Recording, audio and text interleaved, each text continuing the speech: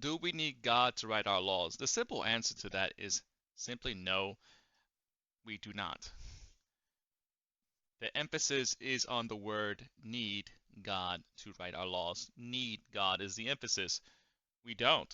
We can have basic morality, basic respect, basic consequences, basic standard, and make those rules universal so that everyone can follow them. Um, Now, to say that if in a hypothetical scenario and say that God Himself came down and gave us laws and it would be better and times would be like a paradise or utopian like, that's that's a different kind of conversation. We can say that if God was here and He was organizing society Himself, then things would be better. But the problem is that God isn't here, and all we have is humans and our understanding and interpretation of reality and how things should go. So until God Himself is going to come down and give us divine laws and give us divine rules, then we humans are going to have to learn how to live and coexist with or without God's interference. Now, I don't care what you believe. I care when you turn it into law, and that's my issue with Christian nationalism, theocracy, and all these other this whole cluster of people, this cluster of groups of people who have these beliefs, is that they're trying to turn their beliefs into law. It's not proven, it's not facts, it's beliefs.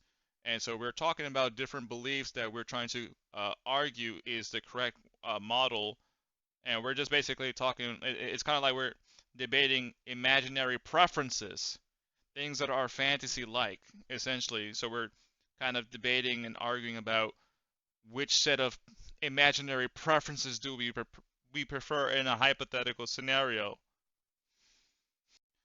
Now, with or without God or religion, we can organize and construct a civilization to a basic degree. Now, some people and some religious folks think you cannot. That is just flat out false. That's a false assertion. You can absolutely make civilization through human-centric principles, human-centric ethics, without divine rules and divine law. You don't need God. You don't need religion. Now, notice again the emphasis is on you don't need God or religion. Now, again, let's say this. If we, with or without God, we will still need to figure out how to coexist and collaborate with each other. Otherwise, we will cease to exist and go extinct. The reason why this matters and why I am making this video is because there's been a lot of arguments and debates circling around on online about these sort of things, and so these sort of things have been creeping into the government. These movements have been rising in popularity. Now I knew this a while back ago, 5+ years ago. I called it the fad a while back ago. It got a lot of motion. I am surprised it got this amount of motion. I'm surprised it even got this far.